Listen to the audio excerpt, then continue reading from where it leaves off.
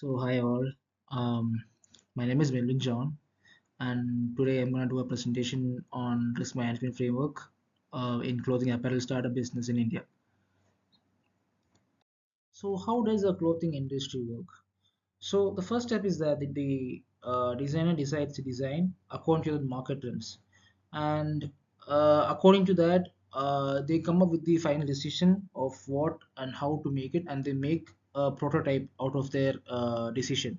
And later on, they'll be moving on to the procurement of raw materials such as cotton, leather, etc. And of course, they'll be ordering in a bulk for manufacturing that is from the low income states such as Delhi, Kolkata, Hyderabad, etc. And later on, these products, once they are actually manufactured, they're actually sent to the retail distribution centers, and from there it gets sold through online or through uh, markets. So these are actually like available to the customers later on. Now we'll be like moving on to the risk management and mitigation. The first risk would be the market risk. Dependency on single buyer, heavy reliance on one client can be dangerous. So if they reduce orders or terminate the contract, then the revenue would collapse. Difficulty meeting fast fashion turnaround times. Inability to keep up with the short production cycles and rapid design changes may lead to like loss in opportunities. Inaccurate demand forecasting, lack of product diversification. Now moving on to the mitigation strategy. First, expands customer base, streamline process and rapid prototyping. Third, use demand planning software. Fourth, combine past sales with the market trends. Fifth, limited digital presence. So I also have attached a cost estimation as well. So for this, for the expand of customer base, it will be around some 800 rupees, and the product that we use is basically the Zoho CRM. Second is the streamline process and rapid prototyping comes. For that we use the Autodesk rebate. For third use for the use of demand planning software, now we use the Odoo ERP, and the fifth will be combine power sales with the market trends. For that we use the Microsoft Power BI. So the next risk would be the operational risk. So in this, the first one would be the delays in fabric printing process. So in this, if there's any like a bottlenecks in fabric printing, it can actually like bring a delay to the entire production cycle. Dependency on manual labor. So over reliance on human labor can actually like slow operations, especially when there is like strikes or when there's like labor shortages. Inadequate power supply in rural units. There's like a frequent power cuts or like low voltage in remote areas, which can actually hamper the production. Inefficient cutting process. So manual or inaccurate cutting leads to a material wastage and production delays as well. And now moving on to the mitigation strategy.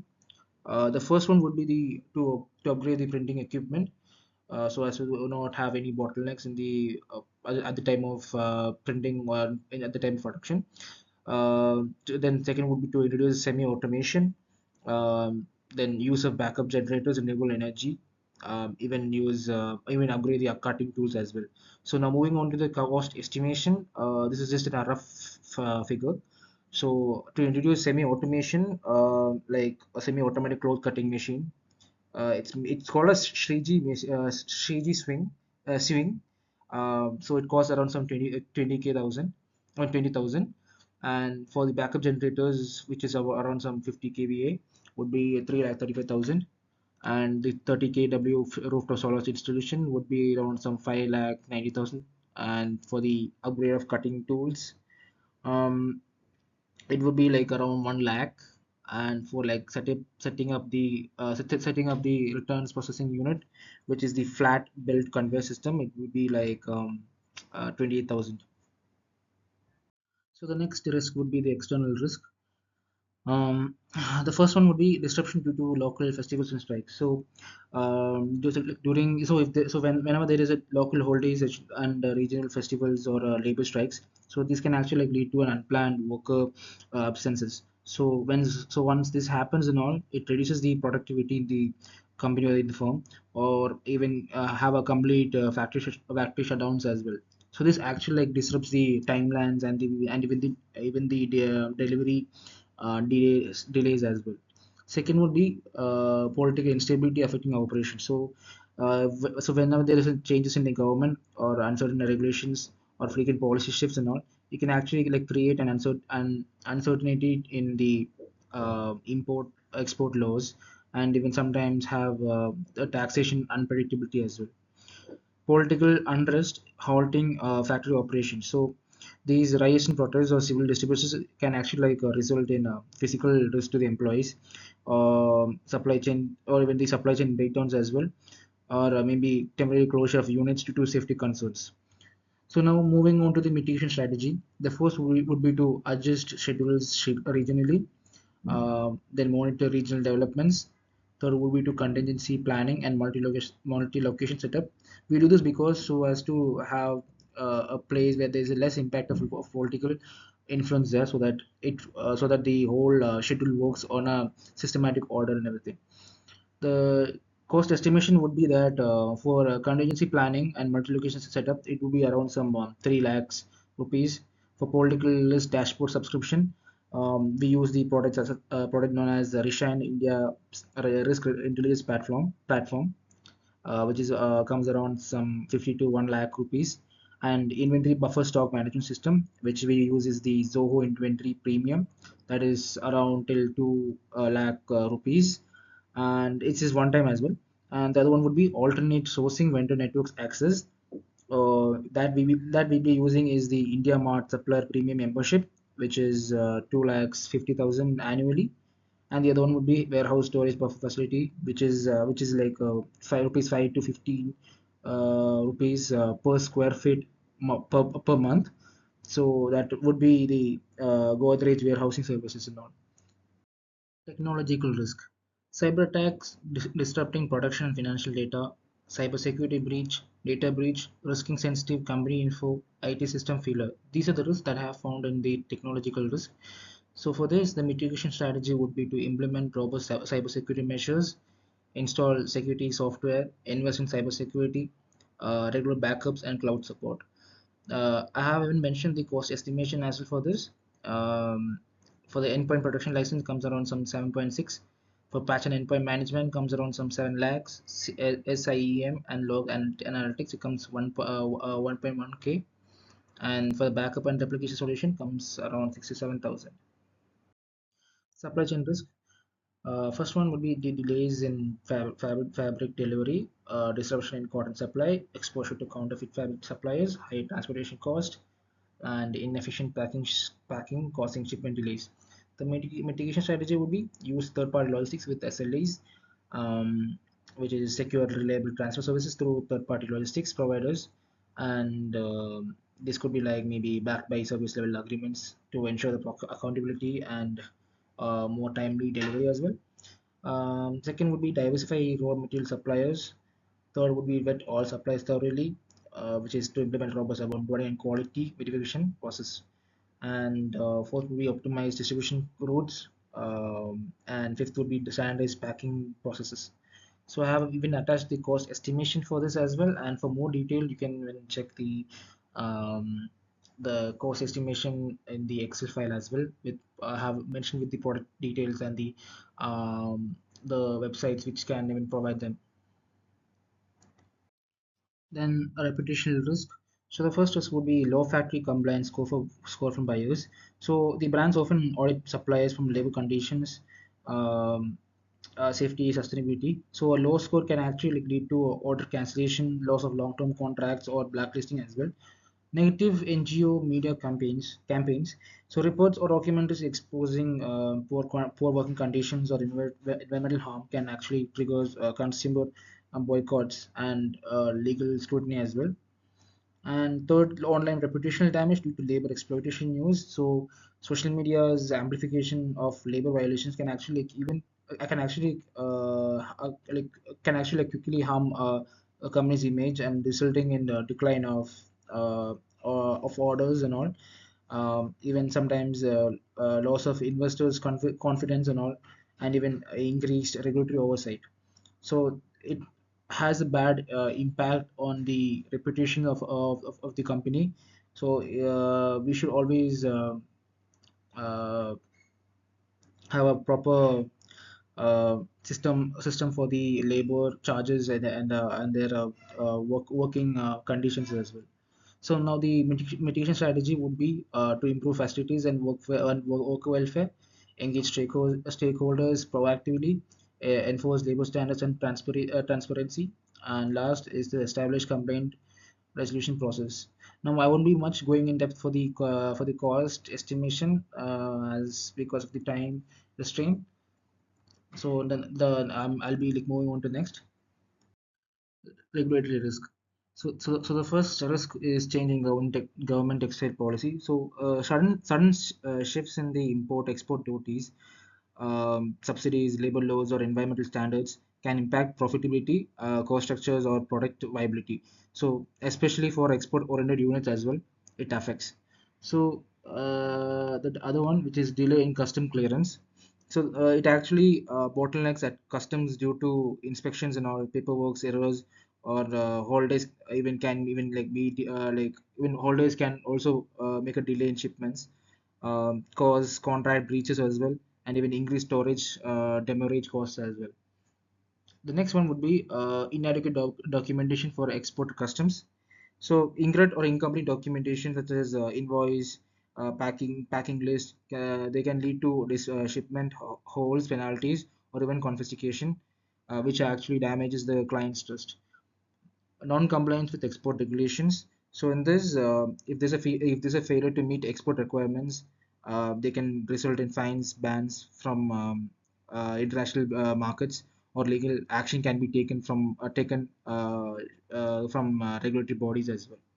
Now moving on to the mitigation strategy. First one would be the monitor policy updates to keep so the company should or the firm should actually be updated with the current policies and be up to date with it. And then use customs agents, train staff on export documentation, so they can have a easy and less sophisticated procedures and all, and ensure documentation and training. So now I have mentioned the cost as well, so I won't be explaining much in detail. Quality risks. First one, damage to fabric during cutting. So inaccurate or careless cutting can lead to wasted materials, pattern mismatches, or production delays, which increases both cost and rework time. Fabric shrinkage post wash. If fabrics shrink beyond acceptable tolerances after washing, the final garments may fail quality checks or customer satisfaction as well, which leads to return or rejections. High scrap rates in sampling, frequent errors or inefficiencies during sampling can result in wasted materials, time, and increased development cost. Inadequate quality control during peak seasons, when orders surge or increases, insufficient qualities checking staff or rushed inspections can lead to more defects, and hence therefore there'll be customer complaints and brand damage as well. So then later the last one, incorrect fabric composition labeling. So mislabeling materials may lead to fines and all, and even erodes biostress as well. So now the mitigation strategy. So use automatic cutting machines, test fabric batches before cutting, set design tolerances, increase QC staff during peaks, verify fabric composition tests. Now safety risks, inadequate health and safety training, inadequate lighting and production and areas. So these for the mitigation strategy would be conduct regular safety drills, upgrade to LED lighting. Now moving on to the next risk. Now, security risk. Security risk that I have found is that the security risk in warehouse, which is theft and vandalism, and the mitigation strategy towards this is to install CCTV cameras and alarms to notify the owner or the person who's in charge. Strategic risk. So the strategic risk for this is that supply chain collapse, which is regarding on the basis of geopolitical tensions such as trade wars, embargoes, border conflict, sanctions. so which can lead to like mainly the disruption of the movement of raw materials or finished goods. So the mitigation strategy for this is to diversify the suppliers, and also to have a safety stock as well, or maybe like an extra stock in other of the uh, warehouses in order to supply the products in much easier way. Labor risk. The first one would be high absenteeism during monsoon season. Second, high employee attrition. Attrition basically means the frequent resignations, especially among skilled staff, resulting in loss of institutional knowledge, training cost, etc. Then high employee turnover, then labor shortage due to migration. And the mitigation strategy would be that flexible scheduling, enhance employee engagement programs, improve the work conditions and the benefits as well. That's all for the labor risk.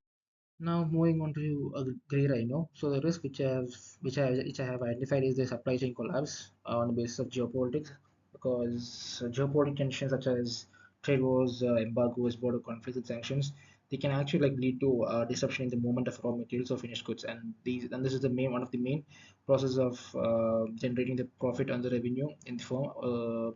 And the impact is five, which is catastrophic, and the likelihood would be four, which is likely, and yeah, for the impact it would be catastrophic, which is five. So the risk would be 20, and the potential consequences would be increased costs, shortages of essential goods, and social unrest. Prevention would be diversify suppliers, and to even keep a safety stock as well, keep safety stock as well. Action plan would be to to build local partnerships and have a better rapport with them. Now, the black swan. So the risk identified would be major fire or industrial accident. So the impact can be 20, which I mean the risk would be 20, and the impact likelihood would be like 4, 5, where likelihood would be 4, which is likely, and the impact would be 5, which is catastrophic. Um, but to be honest, it's realistically these incidents are seen much rare, and often seen unforeseen not. So yeah, so the potential consequence that we'll face is that legal penalties, financial losses, reputational damage, and operational disruptions. And the prevention would be to install fire detection systems, and train staff to take action, to take rapid action when that happens. Action plan would be to conduct fire drills and audits. Now moving on to the risk matrix. Um, as you can see from the below the table, it is marked in green, yellow, orange, and red. So green basically is the low risk. Yellow or the orange is more like negligible risk to the major risk, and the red one is basically the critical risk. So the most catastrophic or the most critical one is the pandemic outbreak causing total labor shutdown, and the most least risk would be the lack of multilingual supporting teams.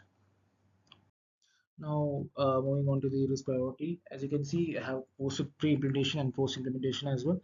So in the first implementation, you can see the big significance while compared to the while comparing to the post-implementation, as there is no more there is not much risk from about 9 in the post-implementation, and it's all around 1 to 9. That's the areas where there is the risk minimized. And this is the risk register which I have prepared. I won't be much explaining about this as it's all properly detailed and allocated. So that's all for my presentation. Thank you all.